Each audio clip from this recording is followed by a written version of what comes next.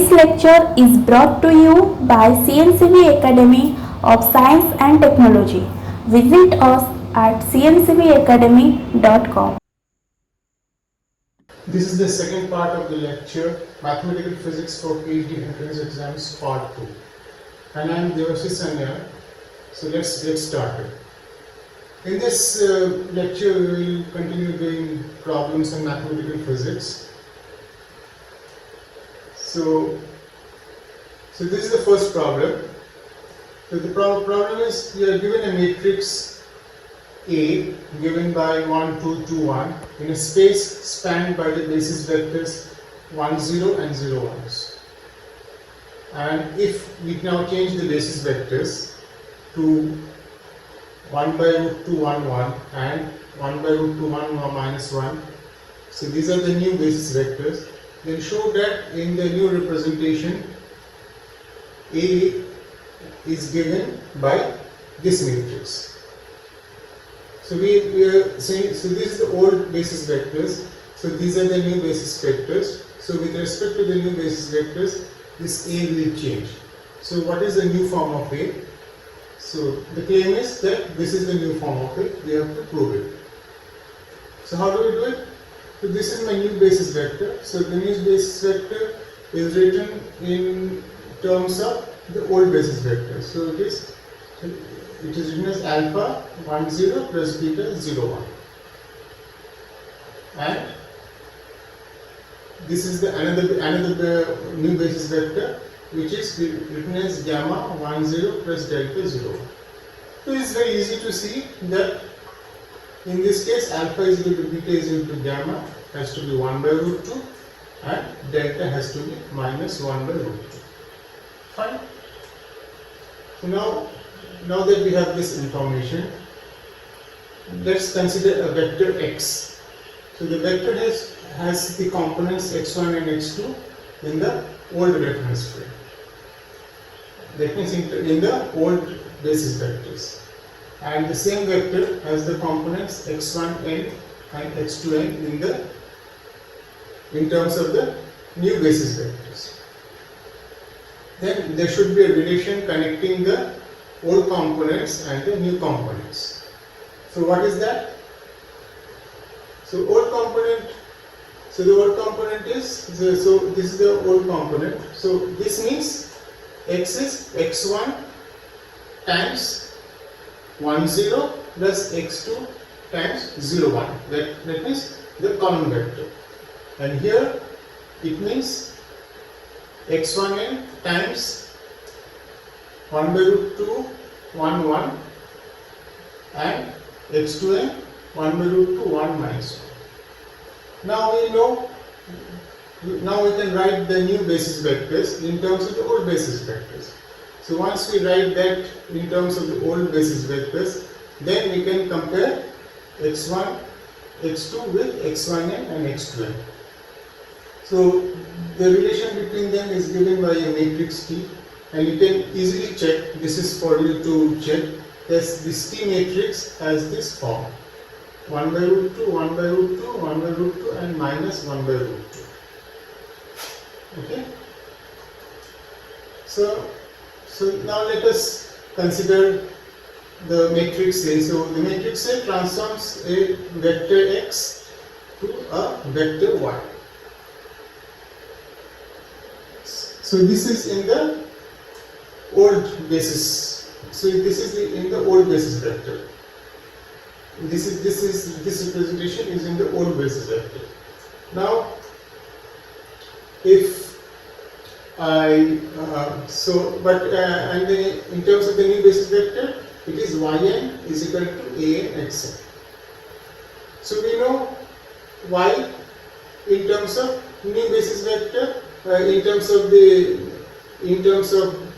vector written in terms of the new basis vectors. This is tyn a and x is txn, that is from the previous slide. So immediately I get that my an should be equal to, so here I multiply by t inverse, so immediately I get an is equal to t inverse at.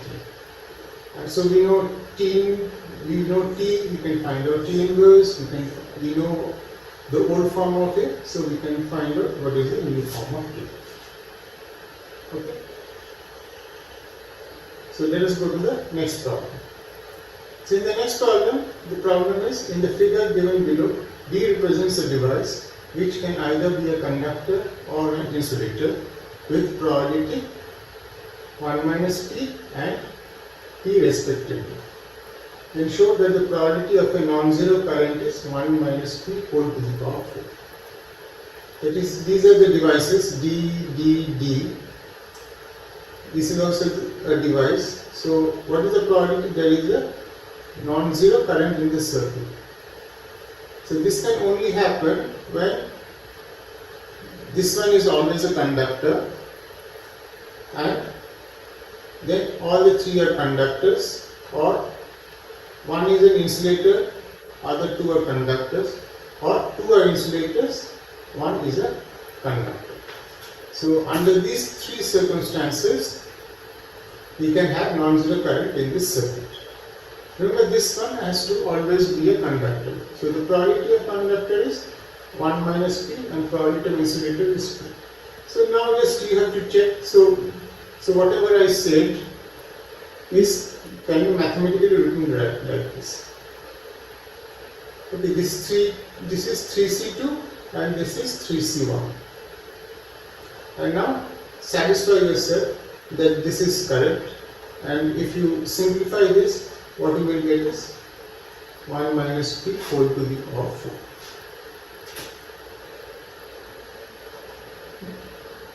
Let's go to the next problem. The next problem is you are given a differential equation x dy dx plus 1 plus xy is equal to e to the power minus x. And you are given this condition with y at x equal to 1 is 0. Show that the solution of the differential equation is e to the power minus x, x minus 1 divided by x. Now you can immediately verify that this equation is of the form of dy dx plus p, which is a function of x, into y is equal to qx. It is in this form. And we have already discussed this form of equation in the part 1 of this lecture series. So I won't be again discussing it. Now if you just write down the solution of the differential equation from what we have learned last time and then put the initial condition, we should get what they have asked us to prove. Okay. Now we go to the third problem. So you are given a 3 by 3 matrix such that Aij is nothing but a product of I into j. We have to show that the eigenvalues of A are 14, 0, 0. So according to this condition, the matrix A has this form. Check yourself. And if the matrix is in this form, it's not difficult to find out the eigenvalues. I will not tell you how to find out the eigenvalues. This should be easy. You just do what you need to do and you will see that the eigenvalues are 14, 0, 0. We go to the next problem. So the next problem is show the integral 0 to pi d theta 5 plus 4 cos theta is equal to pi by 3. Now this integral is actually half of this integral 0 to 2 pi d theta 5 plus 4 cos theta. This will satisfy yourself. And now we have to solve this integral, and we will be solving this integral using contour integration. There are other methods also to solve this equation. Class 12 method is there.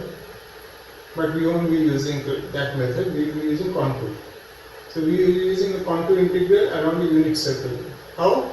We will have to substitute. So we will substitute z is equal to e to the power I theta. And then we will convert everything into z, and so cos theta is z plus z to the power minus 1 by 2. and you just substitute and do the contour integration. Remember, it's a unit circle about the origin, and if you do it, you will find that the answer is pi by 3. Do it yourself. So next problem is, the Newton-Raphson's method is used to find the roots of the equation x is equal to 2 sin x. Then show that the iteration equation is this: 2 sin xn minus xn cos xn divided by 1 minus 2 cos xn. Again, this is straightforward. We know we have already discussed Newton-Raphson method, and the other relation, recursive relation, is xn plus 1 is equal to xn minus fx divided by f prime x, where fx in our case is x minus 2 sin x. Now just take the derivative, just do the calculation, do the algebra, and you will get this answer. There is nothing more to it. Now, this is the operator. So this is another problem. The operator x dx delta x acts on real valued square integrable functions defined on the real line. The delta x is a delta function, which is a Dirac delta function. Then show that the defined operator, that is this, is equivalent to minus delta x. So in order to prove it, we have to start with an integration. So we have to do integral dx. So this operator x dx delta x is acting on a function psi x. And then we have to do the integration and arrive at this answer. So you differentiate it and then do integration by parts. So whenever there is a derivative of the delta function, there will be a derivative of the delta function exclusively. So that integration you do by parts and put the derivative of the delta function as a second function. So we have to integrate over ddx of delta x. Do it. I don't think it will be a problem, and then you can find out, convince yourself that this operator is equivalent to this operator. So you have to start with this integration. So next, this is a random walk problem, and we have already done one random walk problem in the first part. So here at each step, a random walker, step in the sense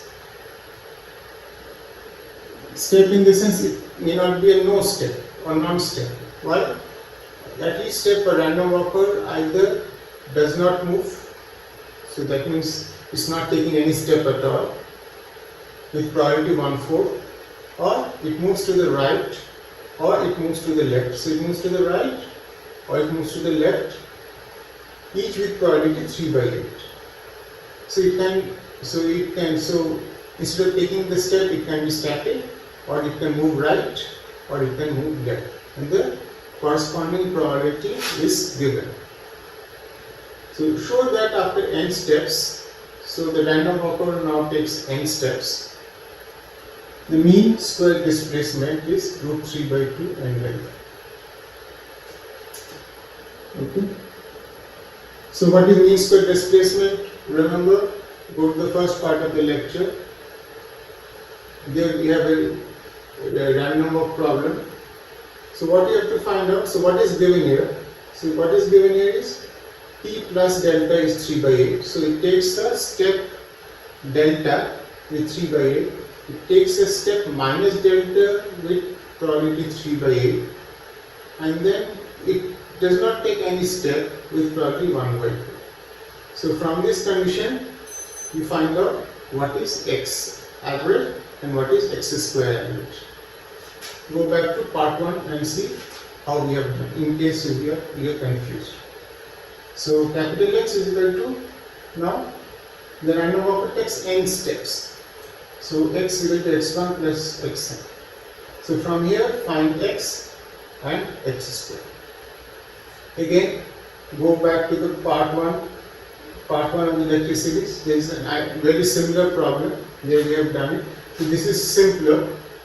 So find out x and x square average, and once you have done it, the mean square displacement can be found out, and convince yourself that it is root 3 by 2 and delta. We go to the next problem.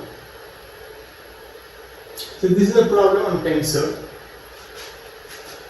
Last lecture, part 1 lecture, we discussed about tensor. So we will do a problem on tensor. So consider two-dimensional Cartesian coordinate system in which a contravariant, we discussed what is contravariant tensor and what is covariant tensor, of rank 2 is given, 0, 1 and 1, 0. If the coordinate system is rotated by an angle theta, then show that in the new coordinate system the tensor, the same quantity, is given by sine twice theta, cos twice theta, cos twice theta minus sine twice theta.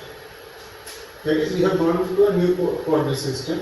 The old coordinate system, this was the form of the tensor. So it's a rank 2 tensor, so it will have 4 components in 2 dimension. Rank 1 tensor in 2 dimension will have 2 components. So now this becomes this. So what do I say? What do I mean here? So this is what I started with. So in this coordinate system, the tensor was in this form. And now I have rotated the coordinate system, so it has become y bar, x bar. So this is a rotated coordinate system. In this rotated coordinate system, what is the form of the tensor? So we have to find out. So what do we have to do? So that is, from xy we go to a new coordinate system, x bar, y bar. So we have to find out the relation between these two.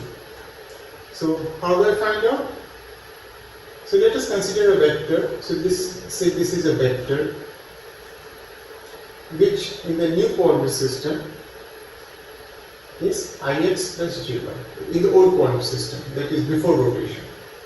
And after rotation, the same vector is represented by I bar. I bar is the unit vector along this direction, and j bar is the unit vector along this direction. So it is represented by I bar x bar plus j bar into y bar. Then if this is given, then from here we can actually show that x bar is equal to x cos theta plus y sin theta, and y bar is equal to minus x sin theta plus y cos theta. How do I find out? It's not difficult. So here I bar, so this I bar, so I bar can be expressed, so I bar is a vector, so I bar can be expressed in terms of I and j. Right? You just drop on perpendicular and that will give me, so this is theta. So if I drop a perpendicular, I will get its component along I direction, the component of I bar. And if I drop a perpendicular here, then that will give me the component of I bar along y direction. So you can see, you can write I bar. So do it yourself. So I bar can be written in terms of I and j. Similarly, in the same way, j bar can be written in terms of I and j. And then from there comparing, so here the whole thing will now be in terms of I and j. So you have to compare the coefficients x from here and whatever coefficient of I you are having here. Similarly, you have to compare the coefficient of j from here and the coefficient of j from here, and that will give me this relationship. Once you have this, It's straightforward. So let us find out the component t bar 1 1. So this is written in terms of x bar and y bar. So this 1 1 means here we will have del x bar, right? And then it's contravariant, remember. So remember the formula for contravariant? Check. So del x bar by del x bar by del x. So, and here it will be txx. Txx means t11. So this is in the new coordinate system. This is, all these are in the old coordinate system. Here del x bar and then del xy. And here it will be xy. This is equivalent to t12. Del x bar, del yx. So this will be t21. And del x bar, del y, tyy. So if you do the calculation, see what we get. So similarly, t bar 1 2. So if you were trying to find out t bar 1 2, what you will get is, so you have to use a del x bar and del y bar.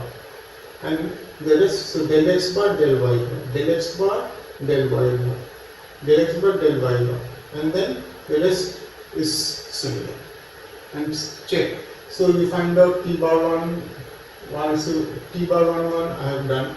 So find out t bar 1 2, t bar 2 1, and t bar 2 2. And the answer is given. So this is the expected answer, and verify whether you are getting this answer or not. So now this again is a problem in complex variable. So what we have is xz is equal to u plus iv, where u is equal to xy, x square minus y square, and b is a x4 plus b y4 plus c x square y square plus b, where a, b, c are all real and k is some constant. Then show that a times b times c is equal to 3 by 32. And it is given that fz is angle. So how do you prove it? We have to just use Cauchy-Riemann condition. So del u del x should be equal to del b del y, and del u del y should be equal to minus del b del x. If you do that, then it is just straightforward. You have to just compare the coefficients, and it should not be difficult to show that a times b times c is 3 by 32. Do it yourself. That's why I told you I will not be doing the problems in great details. I just give you enough things for you to complete the problem.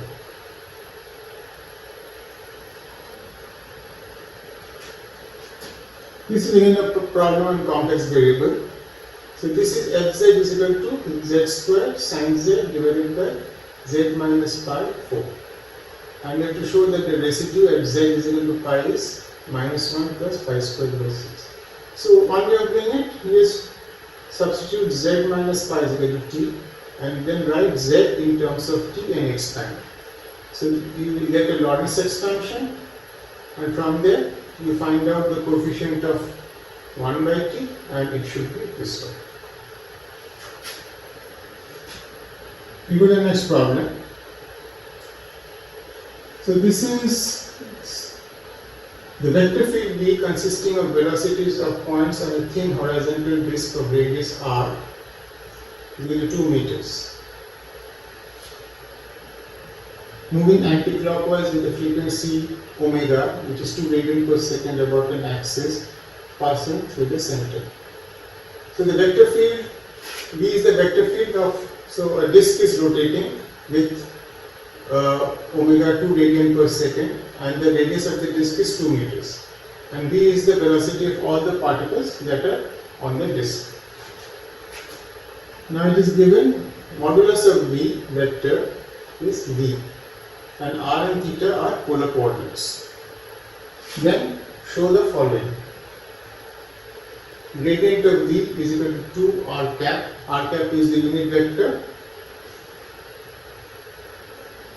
the direction of r. So remember we are working in polar coordinates. curl of V is equal to 4z. The z is a unit vector normal to the plane of the disk, and del square V is equal to 4 by 3 at a distance r is equal to 1.5 meters. And in order to do these problems, you have to use the expression for gradient, curl and del square in cylindrical coordinates. Okay, so for that you have to look up some book where this gradient is given in terms of cylindrical coordinates. So gradient is given in cylindrical coordinates, curl is given in cylindrical coordinates, and del square is given in cylindrical coordinates. And then you should be able to find the answer. So you should write everything in. So to find the answer, you should write V in terms of r and theta. So V is a vector. So what is the form of the vector? We know V. So the disk is rotating, and if a point is at a distance r from the center, then its velocity. So modulus is r omega. This is standard stuff. V is equal to r omega. And what is the direction? Direction is tangent to the circle. And what is the tangent to the circle in this coordinate system? Theta cap. That's it. So V is equal to r omega theta cap. That's it. This is and once you have this, and once you have the relation for these gradient, curl and del square in cylindrical coordinates, it should not be a problem. Okay?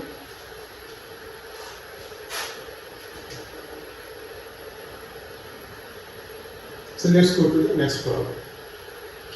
So next problem is a problem on electrostatics, and it is also a problem in mathematical physics, partial differential equation. So this is a problem on Laplace's equation also. That's why I have included it here. So on the surface of a spherical shell enclosing a charge-free region, the electrostatic potential values are as follows. So we have a spherical shell. So on this spherical shell, the electrostatic potential is not uniform. At some places, so it's varying from place to place on the surface of the sphere. So 1/4 of the area has potential phi naught, the other quarter has 2 phi naught, and the rest has potential 4 phi naught. So what we have to show here, if this is my condition, boundary condition, we have to show that the potential at the center of the shell is 11/4 phi naught. So how do we do it? So we have to we are satisfying. So we are actually solving Laplace's equation. Del square phi is equal to 0, and that if we solve in spherical polar coordinates, the answer is well known. So the solution for potential inside the shell is V r theta phi, and it is given by summation L is equal to 0 to infinity, and then there is another index m which goes from minus L to plus L, and what are we summing? This quantity. AL is a coefficient, AL, RL, Y, LL, theta phi. So this is my spherical harmonic. Remember, this is the spherical harmonic, and this is the radial part of the function. Actually, the radial part of the function also contains a term plus dl r to the power minus L plus 1. But that kind of solution, if we include, that will not be well behaved at the center because it will blow up. So that's why that the dl has been ignored. So we are working only with L, r to the power L, y, L, and theta phi. And how do we solve this problem? So in order to find out the potential at the center, we will see for all L except 0, this r to the power L term will take us to 0. So the potential at the center will only be due to the term L is equal to 0. For L is equal to 0, this is a term independent of R, and that is the only term that will be contributing at the center. So what we have to find out is A0. So A0, and then L is equal to 0, M is always 0. So the potential at the center is given by A0 and Y00. So this is the potential at the center. So Y00, we know what is the structure. What we have to find out is A0. And in order to find out A0, we have to use this orthogonal property of spherical harmonics. So this is the orthogonal property of spherical harmonics. So YLM theta phi, YL prime M prime theta phi, and if you integrate this thing over the entire solid angle, or in other words, if you integrate this over sin theta, d theta, d phi, where theta goes from 0 to pi and phi goes from 0 to 2 pi. If you do this integration, then we get a delta function, delta L prime L, delta M prime L. That is, this will only be 1 when L and L prime coincide and M prime coincide. Otherwise, if this condition is not satisfied, it will always be 0. So, in order to find out A0, what we have to do? We have to multiply both sides by Y00. Y00 is 1 by root 4 pi. So, if I multiply both sides by 1 by root 4 pi for Y00, and then take R is equal to R, that is, we go to the surface of the shell, and then use this condition. So what we will get is A0. Check yourself. And use the orthogonal property at the surface. So here, A0 will be. So A0 will be. So we have to just integrate dr theta phi Y00. Then you have to integrate over the entire surface. The entire surface is can be broken up into quarter, half. So how can we? So one part of the integration in which, say, the potential is phi 0, we can make theta vary from theta is equal to 0 to theta is equal to pi by 2, and phi we can make it vary from 0 to pi. So that will cover 1/4 of the surface. For the other quarter of the surface, we can make theta vary from 0 to pi by 2, but phi will vary from pi to 2 pi. And for the other half of the surface, we will make theta vary from pi by 2 to pi, and we can make phi vary from 0 to 2 pi. So in that region, the potential is constant 450. In 1/4, potential is constant 250, and for the first quarter it is 50. So do this integration. It's not difficult. I have told you verbally. I did not do the calculation because I want you to think yourself, and then you will get the final answer. So you will get A0, and whatever A0 you get, you multiply by Y00, and that will be the final answer. And the answer should be, show that the potential at the center of the shell is 11 by 4. This should be the final answer. So think and do it. So this is another problem. This is about Laplace transform. So what we have is a RLC circuit. So find the current in the circuit given below when the switch is closed at time t is equal to 0. Switch is closed at time t is equal to 0, and the initial charge in the capacitor is Q0. So Q0. So initially the current is 0 here. Right. So initially the current is 0. and then the current builds in the circuit. So what is the expression for current? So in order to find it, we have to solve this differential equation. L di dt plus IR plus Q by C. So L di dt is due to the inductance. This is the potential drop across the resistor, and this is Q by C due to the capacitor. Should be equal to E naught. This is the back EMF due to the inductance. And this can be solved using Laplace transform, which I will not do here. So if you want to check, it is there in the mathematical methods book by Matthews and Walker. There they have solved it using Laplace transform. And I'll just give you the answer, because the answer is important. Sometimes you have to remember the answer. So answer is E0 minus Q0 by C by L e to the power minus 80 sin dt by B, where A is equal to R by twice L and B is equal to square root of 1 by LC minus R square by 4R square. Here Q0 is the initial charge in the capacitor and I at time t is equal to 0 is 0. So under this condition, this equation has been solved using Laplace transform and then inverse Laplace transform, and what you get is this expression. So this is a decaying function as well as there is an oscillatory function, that is because of the inductance. Now we will go to another problem where this L will not be there.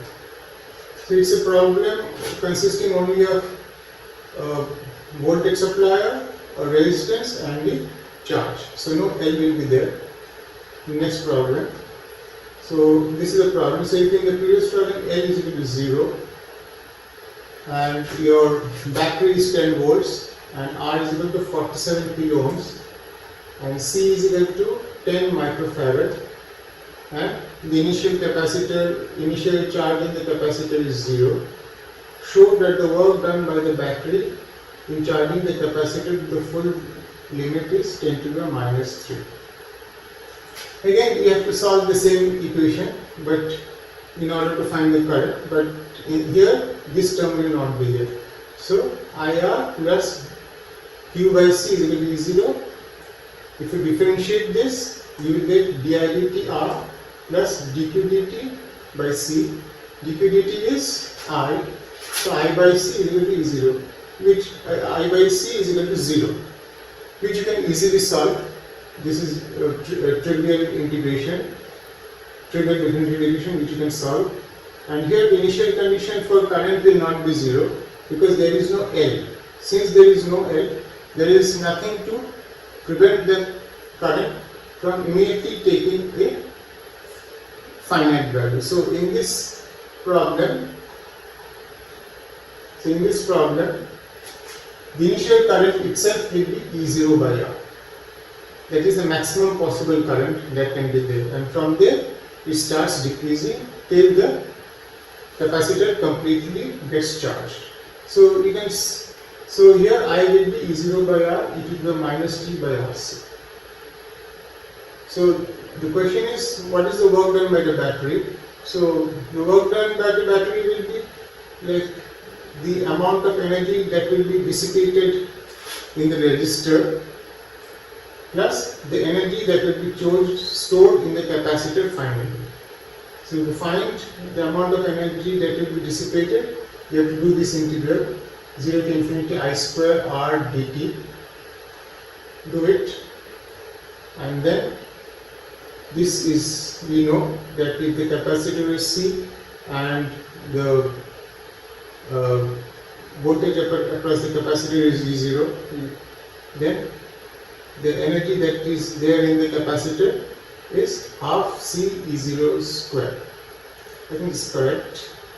So just add these two and you should get this answer. Check yourself. And then you can do this problem. If Gk is the Fourier transform of fx, then show that A, fx is real if G minus k is equal to G star k. Star means complex conjugate. So gk can be a complex number. And fx, and next part we have to show is fx is purely imaginary if g minus k is equal to minus g star k. So we go to the first part. It's not difficult to show. So we can write fx as 1 by root 2 pi minus infinity to plus infinity gk e to the power I k x dx. This is standard Fourier transform. So here you can see here. So this is an integration of minus infinity to plus infinity. So it's a kind of sum. So here we have. So here we have k, and also we will be also adding over minus k. So when you are adding over minus k, here we will have e to the minus kx. So e to the minus kx and e to the kx are complex conjugate of each other. Now if g minus k is equal to g star k, that means we have two quantities which are complex conjugate of each other. So gk e to the power I kx is the complex conjugate of g star k e to the power minus I kx. And if two quantities which are complex conjugate of each other are added, then what we get? We get something real. So it's real. Similarly, you can. So when fx is purely imaginary, if fx is purely imaginary, if this condition is satisfied, you can just in the same way you can show. You can show that this is so it becomes basically a subtraction of two numbers which are complex conjugate of each other. So one number minus complex conjugate of minus its complex conjugate is an imaginary number. This is what will happen when this condition is satisfied. This you can easily see, and hence this part is also good. And so that will be all for today. So in the next class, which will next lecture which will happen very soon, I'll be discussing some more maybe difficult mathematical physics problems, and then we will go to classical mechanics. Hence, I will stop here. Thank you.